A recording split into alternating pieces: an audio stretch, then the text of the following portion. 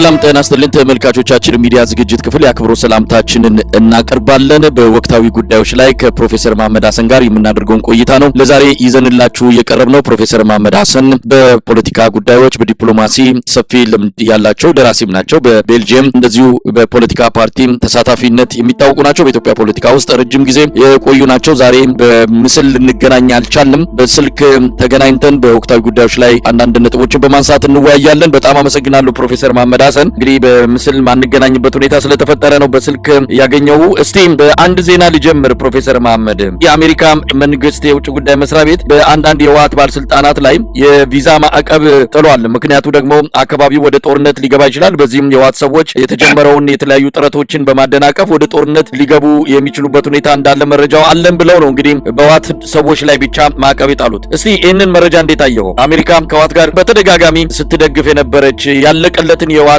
አመራር እንዲተርፍ በማድረግ በህይወት እንዲቆይ በማድረግ በብዙ ኢትዮጵያውያን ዘንድ ይሄ ታሪክ የሚታወስ እንደሆነ ይታወቃል። ዛሬ ግን በህወሓቶች ላይ ብቻ የቪዛ ማዕቀብ እንደተጣለ ነው ያሳወቀችውና ምን ማለት ይቻላል እዚህ ላይ? በጣም ጥሩ። በመጀመሪያ ደረጃ እነዚህ ጥራ የተደረገባቸው ሰዎች አዲስ አበባ መሄድ አይችሉም። ከዛም ተነስቶ እንግዲህ በረራው ኢንተርናሽናል በረራው የሚካሄደው ከአዲስ አበባ ነው፣ ከመቀሌ አይደለም። ከመቀሌ ተነስተው በየቦታ መሄድ አይችሉም። እንደሚመስለኝ ስቴት ዲፓርትመንት ተናገረን ለማለት ነው። ይሄንን አየህ ምንድነው ፈርስትሬት ሊያደርጉት የሚፈልጉት? ይሄ አሁን ከትግራይ ከአማራ ከሌሎቹ ጋር የተፈጠረው ግንኙነት ይጠረጥራሉ። ይሄ የተፈጠረው ሁኔታ ምናልባት አዲስ አበባን መንግስት ትልቅ ስጋት ላይ ስለጣለው ለማስመሰል ያደረጉት ይመስለኛል። ምክንያቱም እነዚህ ሰዎች ከዛ ወጥተው ወደ አሜሪካ ነገርም አይመጡም። ምክንያቱም አሁን ራሳቸው አዲስ አበባ ድረስም ከሄዱ የሚታሰሩበት የራሱ መረጃዎችም ኢንፎርሜሽን የሚሰጡበት ከቲፒኤልኤፍም ተፈናጥረው ብልጽግና የገቡትም የሱ ኤጀንቶች ናቸው። ግን የሚያሳየው ምንድነው አሜሪካን መንግስት አዲስ ሁኔታ መሬት ላይ እንደተፈጠረ በሰሜን ኢትዮጵያ ውስጥ ያለው ደግሞ ይሄ አዲስ ግንኙነቶች በሚታገሉ ክፍሎች ጋር እየተነከረ መምጣትን ነው የሚገልጸው። ግን ቪዛ አንተ ካልከለከልክ እነዚህ ሰዎች በዛ በኩል አልፎ ወደ አሜሪካ ይመጣሉ ተብሎ አይገመትም። ፕሮፌሰር መሐመድ አሜሪካ ይህንን ማዕቀብ ለምን ጣለች? ሁለት ኃይሎች ናቸው ጦርነት ውስጥ ሊገቡ የሚችሉት። በአብይ አህመድ በኩልም በቅርቡ ትንኮሳ እንደነበረ ይታወሳል። የድሮን ጥቃት በሽራሮ አካባቢ በሚገኘው የቲዲኤፍ ጣቢያ ላይ ተፈጽሞ ጉዳት እንደደረሰ የሚታወስ ነው። ስለዚህ ትንኮሳም ከሆነ ጦርነት መፈለግም ከሆነ በተደጋጋሚ የአብይ አህመድ ጀነራሎች ናቸው እንዲህ አይነቱን ነገር ሲያደርጉ የነበሩትና ህወሓትን ነጥሎ ለብቻ አሜሪካ እንዲህ አይነት እርምጃ የወሰደችው የተለየ ነገር አለ ወይ? ምክንያቱም በአሜሪካና በህወሓት መሀል የተለየ ግንኙነት አለ ተብሎ ሲገለጽ ነበርና ዛሬ ምን ተገልብጦ ምን ተቀይሮ ነው አሜሪካን ነጥላ ህወሓት ላይ ብቻ ማዕቀብ ለመጣል የወሰነችው? አንደኛው እነሱ ከሚያገኙት መረጃዎች ባላንስ ኦፍ ፎርስስ እዛ ሰሜን ኢትዮጵያ ውስጥ ያለው ባላንስ ኦፍ ፎርስስ ትልት አድርጓል። የነበረው የብልጽግና ስትራቴጂ አወያይታ አዳክመ ቀስ እያልክ ምንጣፉን ከእግራቸው ለመሳብ ያደረገው 3 አመት ተካሂዶ ነበረ። በአንዳንድ ነገር ሰክሴድ አድርጎ ነበር። አሁን ግን ነገሮቹ እየገባቸው ሲመጡ አማጽያኖቹ ወይንም ደግሞ የሚታገሉት ክፍሎቹም ኮንሸስ እየሆኑ ስትራቴጂካል ስምምነታቸውን ወደ ማጠናከር እየመጣ ነው ያለው። እንደሚመስለኝ ኢንፎርሜሽን አላቸው። መሬት ላይ ያለው ግንኙነቶች እየተጠናከሩ እየተሰባሰቡ መምጣቱን ተናገሩ ለማለት ነው። በቪዛ የሚቆም ነገር አይደለም። አንተ ቪዛ ቆምክና የአብይን መንግስት ታድናለህ ማለት አይደለም። በሌላ በኩል አብይ ስልጣን ላይ ከመጣ በኋላ ከዛም በፊት ኢትዮጵያ ላይ አስተዳደር የነበሩ ብዙ ገንዘብ የዘረፉ አዲስ አበባ ላይ ህንጻዎች፣ ቤቶች የሰሩ በዛ አከራይቶ የሚኖሩ አሁን ትግርኛ ተናጋሪ ብልጽግና የሆኑ አሉ። እሱ እንዳለ ሆኖ አዲስ ደግሞ በየክልሉ የወጡ ሀብታሞች አሉ። አብይ ከመጣ ጀምሮ በ8 አመት ውስጥ እነሱንም ሰብስቦ ንብረታችሁን ልውስጥ ታደርጋላችሁ፣ በክልላችሁም ቢሆን ይህንን ጽምዶ የሚባለውንና እነዚህ ከሰሜን መጀመሪያ ሰሜኖቹ ተስማሙበት የሚል ነበር አጀንዳው። አሁን ከሰሜንም አልፎ አብዛኛውን ኢትዮጵያኖችን የሚያቀፍ የኢኮኖሚ ሁኔታውን ህዝቡን ያሰቃየ ሀገሪቷን በጣም እየተጎሳቆለች መጥፎ አደገኛ መንገድ ላይ እየገባች መሆኑን የሚገነዘቡ ክፍሎች አሉ። እዚህ አውሮፓ ውስጥ የምትሰማው ከውጭ ጉዳይ ሚኒስትሮቻቸውም ኦፊሻሊ ባይጽፉም ከዚህ በፊት ባስቀመጡት ኮሚቴ ዛሬ 2 አመት ተኩል ኢትዮጵያን ከራሷ ማዳን በሚለው ላይ በሚያደርጉት ዲስከሽን ስርዓቱ አዲስ አበባ ውስጥ ያለው አልቆለታል፣ ጦርም የለውም፣ ጦሩ እየፈራረሰ ምን እያለ እነዚህም አማጽያኖቹም እየበሰሉ አንድ ጠረጴዛ ላይ ሆነው መነጋገር ጀምረዋል የሚል የራሳቸው ኢንፎርሜሽን አላቸው። እንደውም እየተገናኙ በሊደርሺፕ ደረጃ ይነጋገራሉ የሚል እምነት አላቸው። እኔ ብራሰልስ ያለው አንድ አምባሳደር የነበረ ከዚህ በፊት ኮንጎ ላይና ስፔሻሊስት የሆኑ እንዳጫወተኝ የዚህ ሰው የጊዜ አክትሟል። የሚጫወተው ጨዋታ የመሰለው እሱ በመጀመሪያ ያስቀመጠው ሰሜኖች እንዳይመጡብኝ በተቻለ መጠን የትራንግለር የሚባል ፖሊሲ ያስቀምጦ ነበር። ምንድነው በተቻለ መጠን አማራና የትግራይ ሰዎች እንዳይነጋገሩ በዚህ በሁለቱ መካከል ያለው አማራና በኤርትራና በትግራይ መካከል ውዝግብ ያለውን እሱን እጠቀማለሁ ብሎ እንደ ካርድ ይዞት ነበር። ይሄኛው አንደኛው ክፍል ነው። ሁለተኛው ካርድ እሱ ይሄ ትራያንጉላር የሚል ፖሊሲ ነበር። አንደኛ በተቻለ መጠን ፋኖዎችንና የትግራይ ሰዎች እንዳይነጋገሩ የመሬት ጥያቄ በመካከላቸው ስላለ በምንም እኩል ሊነጋገሩ አይችሉም። ይሄ ደግሞ አካባቢን ካርድ አንዴ ስፈልግ ሪፈረንደም አደርጋለሁ፣ አንዴ ስፈልግ ለትግራይ ሰጣለሁ፣ አንዴ ስፈልግ ለአማራ ሰጣለሁ ብዬ እንደዚህ ያደናበርኳቸው መሄድ እፈልጋለሁ ብሎ ለሁለት ዓመት ተኩል በዛ ካርድ ላይ ሲጫወት ነበር። አሁን ያ ካርድ ተቃጠለና ያው እንደምትገኝም ድሮን እየተጠቀመ ትግራይንም መደብደብ ጀመረ። ትግራይ ውስጥም የነበረው ሁኔታ እሱ የፕሪቶሪያ አግሪመንቱን አሜሪካኖች የጻፉትም ጠፍቶ ነገሮች እየተቀላበሰ የትግራይም አመራሮች አሁን ነገር እየገባቸው ከወንድሞቻቸው ከአማራም ከለም ጋር መነጋገር ጀምረዋል። ከዛም በላይ ነው እነዚህ ከተዋሃዱ ስርዓቱን ይጥላሉ የሚል የማንኛውም የምዕራቡ ሰዎች ይሄም አምባሳደሩ እንደነገረኝ ይሄ ሰውዬ ጊዜው ረጅም አይደለም፣ እነሱ ናቸው ከተጠናከሩበትና አንድ አይነት ዩናይትድ ፍሮንት ከፈጠሩ ቀጥታ አዲስ አበባ ድረስ ሊገቡለት ይችላሉ የሚል ጥርጣሬ አለ። አሜሪካኖቹ ካልፈለጉት ይህንን ስርዓት ምዕራባውያን ሀገራትና አውሮፓም ጭምር ይሄ ስርዓት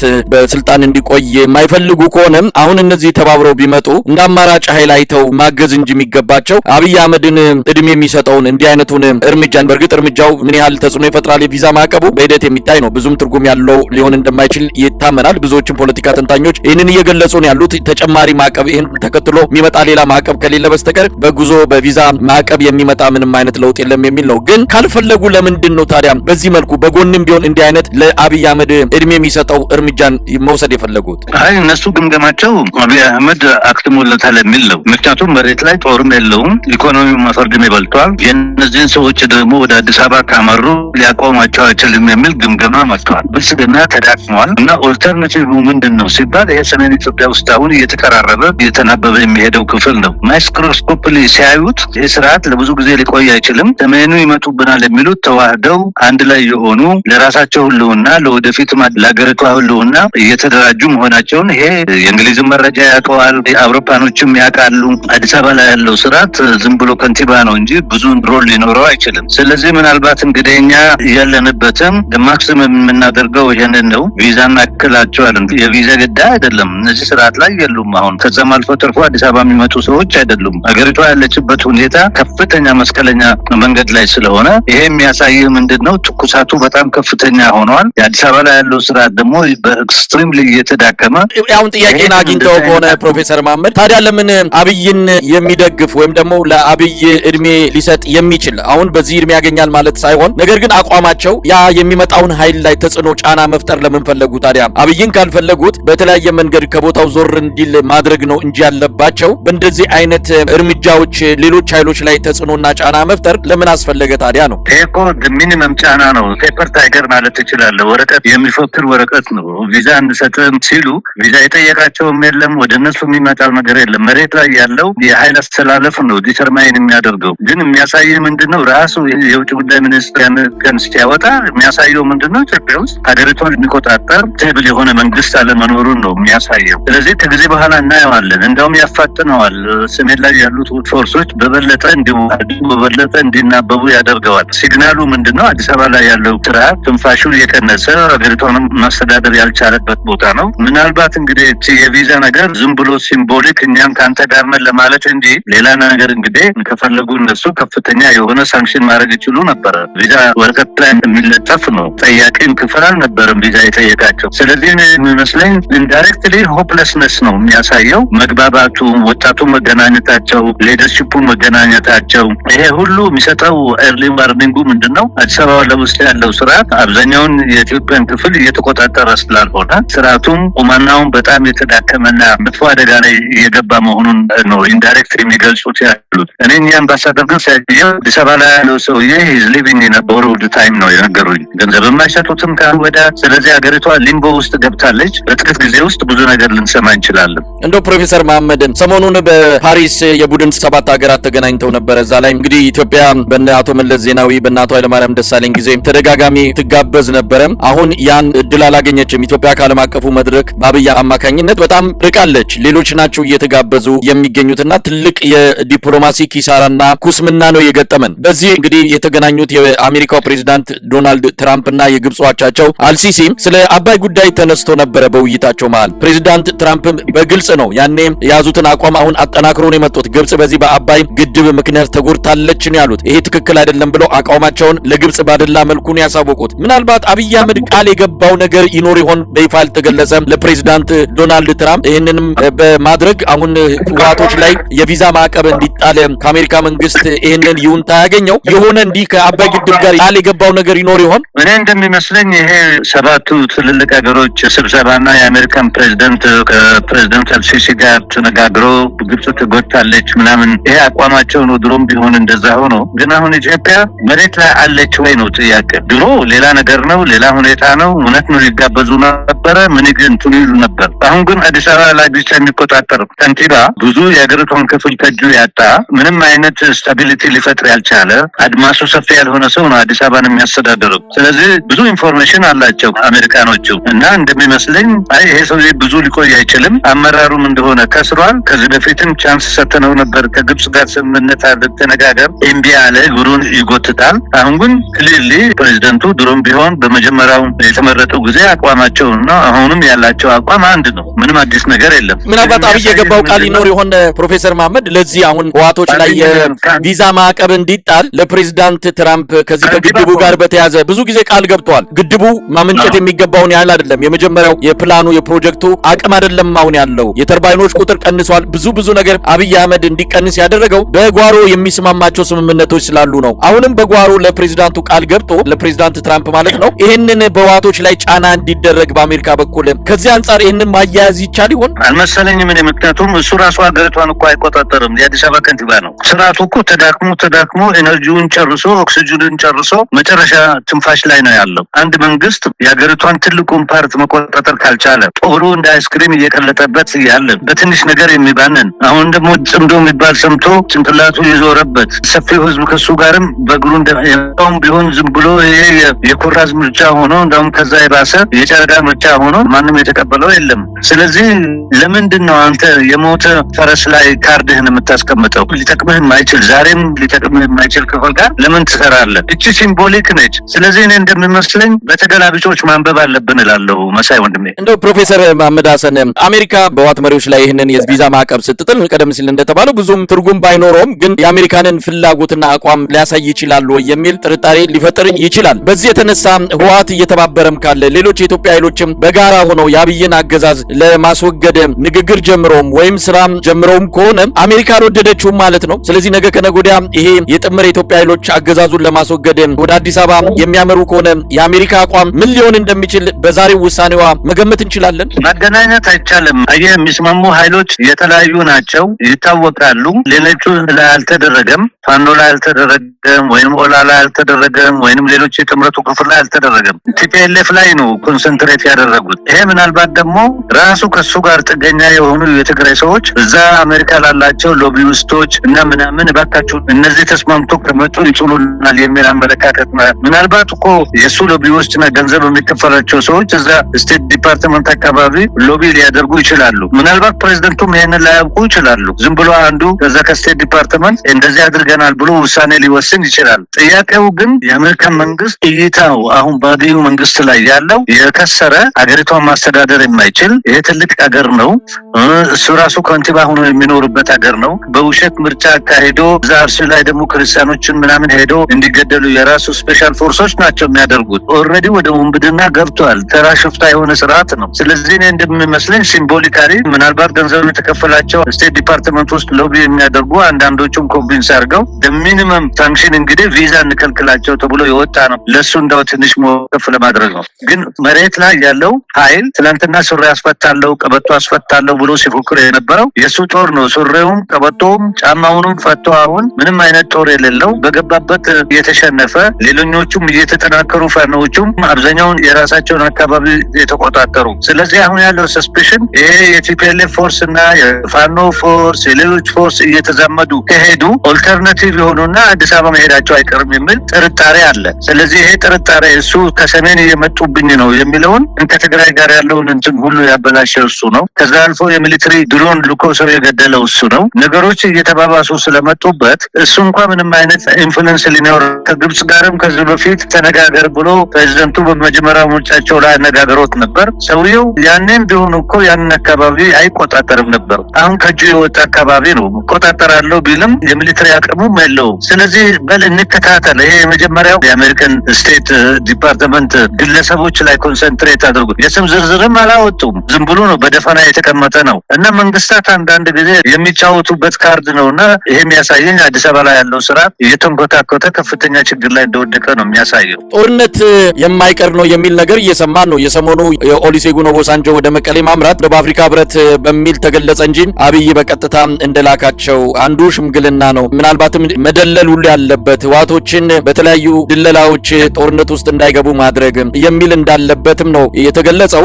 ነገር ግን አልተሳካም።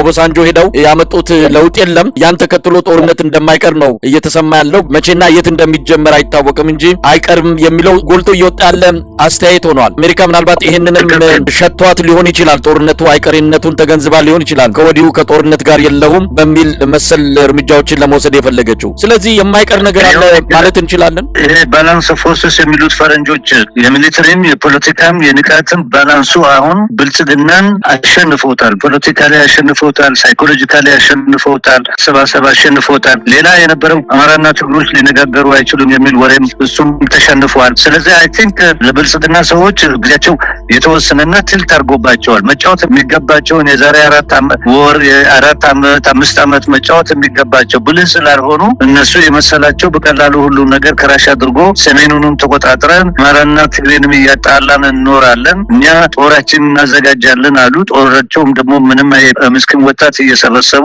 ያስፈጃሉ፣ እጁን ይሰጣል። ያለውን ባላንስ ኦፍ ፎርስስን ስታየው ይሄ ሰውዬ እንዳለቀለት ነው የሚታይ። ይሄ ደግሞ እነሱ ከዚህ የበለጠ ኢንፎርሜሽን አላቸው፣ ኤምባሲ አላቸው፣ መረጃ አላቸው፣ ምን አላቸው እና ግለሰቦች ላይ ሳንክሽን አድርገናል ቪዛ እንሰጣችሁም ብለን ጦርነት ማቆም ይቻላል? አይ ቲንክ እንደሚመስለኝ ራሳቸው ጦርነቱ እንደሚነሳ የተገነዘቡ ይመስለኛል እና ቀድመን እንናገር ይመስለኛል። ታክቲክ ይመስለኛል። ገንዘብ ተከፍሎ ይሆናል ለሎቢስቶች። አብይ አሁን ባለበት ጭንቀት ገንዘብም ሊከፍል ይችላል። ይሄ ናጅ የሚባለው የሃንጋሪያን ኦሪጂኑ አሜሪካኑ አዲስ አበባ አምባሳደር የነበረው እሱ የነሱ ሎቢስት ነው። እንደሱ አይነት ሰዎች አሉ። ቀረብ ብሎ እንግዲህ እሱ በትራምፕ ጊዜም የአፍሪካ ሚኒስትር ሆኗል። ሄዶ ወይንም ደግሞ ሎቢ የሚያደርጉ አሉ። ግን መሬት ላይ ያለው ሁኔታ በጣም ተቀይሯል።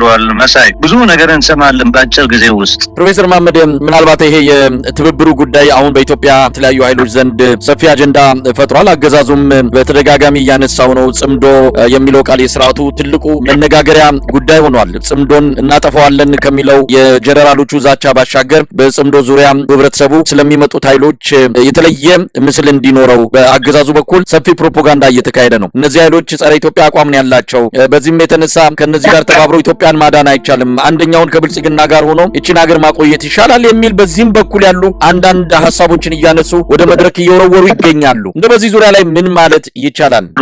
ያለውን ዳይናሚክ ይሄ አሁን መጨረሻ ያስቀመጥከው ሀሳብ እዛም የተካሄደው ዳይናሚክ እና ላለፈው 4 ዓመት 5 ዓመት የተካሄደውን ዳይናሚክ በደንብ የሚያውቁ ሰዎች አይደሉም። የራሳቸውን ፍራቻ ያላቸው ክፍሎች ናቸው። ምክንያቱም እዛ አካባቢ የተካሄደው ምክንያቱም ሴም ፒፕል እነዚህ ናቸው። ያኔ ፋኖን ሱሪውን አስወልቃለሁ ሲል ከሱ ጋር የቆሙ ክፍሎች ናቸው መሰላቸው። አየህ እነሱ የፋኖን አቅምና ፋኖ ቀስ ብሎ የአማራ ህዝብ ያለው ብሶት የአማራ ናሽናሊዝም ታሪኩ ምን እንደሆኑ የተገነዘቡ ሰዎች አይደሉም። ስለዚህ የመሰላቸው አማራ በምስለኔ ተገዝቶ ምን ብሎ እንደማንም ክልል እናሽከረክራለን የሚል የብልጽግናና በተለይ ደግሞ የኦፔዲኦ ትምከት የቀረጸው አመለካከት ነበረ። ያ አመለካከት ላይ ነው ኦፔዲኦ ፈረሰበት፣ አልተሳካም፣ እንዳውም ተዋረደ በዛ። ከዛ አልፎ ተርፎ ትግራይ ላይ ሲጫወት የነበረው አይ ትራያንግለር ፖሊሲ የሚባል ነበር ያስቀመጡት መሳይ ወንድሜ። አንደኛው ምንድነው በተቻለ መጠን በአማራና በትግራይ መካከል ምንም አይነት ንግግሮች እንዳይኖሩ የጄኔቲክ ጥላቻ እንዳላቸው አድርጎ ማጣላት። ሁለተኛ ደግሞ ትግራይና ኤርትራ በምንም መልኩ መነጋገር የለባቸውም የሚልም ፖሊሲ ነው። ይሄ ነው ሶስቱ ትራያንግለር ፖሊሲ የሚባለው። ግን ሰዎች ናቸው እንደኔና እንዳንተ ቀስ ያሉ ኢቮልቭ እያደረጉ እያሸነፉ ሲመጡ ነገር እየገባቸው ሲመጡ እየተዋወቁ ምን እያሉ ሲመጡ ቀጠናቸውም ሰፊ ሆነ፣ ግንኙነታቸውም እየተስፋፋ መጣ። ለዚህ ነው ቲፒኤልኤፍ ሰርተን ኤክስቴንድ ዝም ብሎ ነበር ለብዙ ጊዜ። ፋኖ ያንን ሲዋጋ ምን ሲል ሲኔው ምን ያህል የአማራ ፋኖ ትግላቸው ምን ያህል ይስፋፋል የሚለውንም ራሱ ጥርጣሬ ሊኖራቸው ይችላል። ወይንም ደግሞ ኢኔው አዲስ ፌኖሜና ነው የአማራ ክልል ውስጥ የሆነው። አማራ ክልል ደግሞ ፋኖና የአማራ ታጋዮች ተአምር ሰሩ፣ ሰበሩ። ይሄ የነበረው አማራ ሊነጋገር አይችልም የሚለውን አመለካከት ሰበሩ። አንድ ሁለተኛ፣ ምንም እንኳን በጎንደር በኩል ቢታገለም የጎጃሙ የምኑ ሁለተኛውን ስቴት ሰበሩና አንድ ማዕከል ያለው አመራር ፈጠሩ። አልተገመተም። አንተ ማየት አለብህ ፋኖ ነው ከ4 ዓመት በላይ አይደለም 5 ዓመት በላይ አይደለም። በአጭር ጊዜ እዚህ ስቴት ላይ ሲደርስ እንዳውም አዲስ አበባ ሊያሰጋ የሚችል። ሁለተኛ የተፈለገው ምንድነው? ፋኖ የአማራ ድርጅት ነው፣ ስለዚህ ከኦሮሞች ጋር ይጋጫል የሚል የብልጽግና አመለካከትና ይሄ ቪጂላንቲስና በየቦታ አማራ ሲገሉ የነበሩ ወይንም ኦሮሞ ሲገሉ የነበሩ በእንደዛ እንጠቀማለንና ከፋፍለ ግዛ የሚለው ፖሊሲ እየተሰበረበት መጣና ኦራና ፋኖ እየተነጋገሩ መጡ፣ እየተናበቡ መጡ። ሌላ ጄኔሬሽን ናቸው። ስለነሱ ብዙ የሚያውቁት ነገር የለም። እነዚህ አንዳንዶቹ በአመራር ላይ ያሉ አርበኞች ግንቦት 7 ላይ የነበሩ ኤክስፒሪየንስ ያላቸው፣ አንዳንዶቹም እነዛ ኦላ የኦሮሞ ሊብሬሽን አርሚ አንድ ላይ የነበሩ አንድ ጄኔሬሽን የነበሩ ናቸው። ደንበኛ ሰፊ የሆነ ጥናት ስላላደረጉ ዝም ብሎ በስማበል በሚለው ነው። ይሄ አዲስ አበባ ላይ ያለው ኢሉት የምትለው ውጭ ያለው ዝም ብሎ አያውቃቸውም። እንደ ግለሰብሉን የሚያውቋቸው ሰዎች አይደሉም። አሁን ግን ፈጦ ግዙፍ ሆኑ። ቲፒኤልኤፍም ቢሆን ቢግ ፓርቱ ተከፋፍሎ ምስለኔ ሆነ። ይሄ ነው እኮ ሪቨርሱ። የአማራው ክልል ምስለኔውን አጠፋ፣ ከመሬቱ አባረረ። የድሮ የኢህአዴግ ውስጥ ገብቶ አሽከር ሆኖ የሚሰሩትም ከህዝቡ ተተፉ። የፋኖ ጦር እየተጠናከረ የአማራ ህዝብ እየነቃ ሲመጣ ባላንሱን ቀየረው። ቲፒኤልኤፍ ፕሪቶሪያ ጀምሮ ፕሪቶሪያ እያሉ ይሄ ትንሹ ድንክዬ ፈረንጁ የጻፈውን በጣም አምነው ነበር። ብልጽግና ደግሞ ቀስ ብሎ ከትግራይ ሰዎች እየሰረቀን ወደ ራሳችን አቅርበን መደብ ጥቅማቸው አዲስ አበባ ላይ ባላቸው ንብረት ራሱን የቻለ የትግራይ ብልጽግና ፓርቲ እናቋቁማለን የሚል ስትራቴጂ ያስቀመጡ። ይህንንም ያስቀመጡት ራሱ ከፍተኛ ባለስልጣናት የትግራይ የነበሩ ሰዎች ናቸው እና ተጠቃለው ብልጽግና ውስጥ ገቡ። ስለዚህ የተፈለገው ምንድነው? ወያኔንም በጣም አዳክመህ ከፋፍለሃቸው ቀስ ብለህ የራስህን ጦር እስከ ጠረፍ ድረስ ማምጣት ነው። ሌላው ስትራቴጂ ምንድነው? ትግራይና ትራ በምንም መልኩ መነጋገር የለባቸውም፣ መጋረጃ ማስቀመጥ አለብን። ያንን ካደረግን እኛ አዲስ አበባ ላይ ያለነው ይሄ ኦሮሞ ብልጽግና ሀገሪቷን ለብዙ ጊዜ እናስተዳድራለን የሚል የራሳቸው ህልምና ስትራቴጂ ነበር ያወጡት። ያ ስትራቴጂ እንዳለ የፈረሰው ይሄ ነው ትልቁ እና ፓኒክ ውስጥ የገቡት። ፕሮፌሰር መሐመድ ሀሰን እንደማጠቃለያ የኢትዮጵያ ህዝብ ከዚህ ጥምረት ምንድነው መረዳት ያለበት? ምንስ አቋም ይዞ ነው እነዚህን ሰዎች መጠበቅ ያለበት? የኢትዮጵያ ህዝብ ብዙ ነገር አሁን ካሁን ወዲያ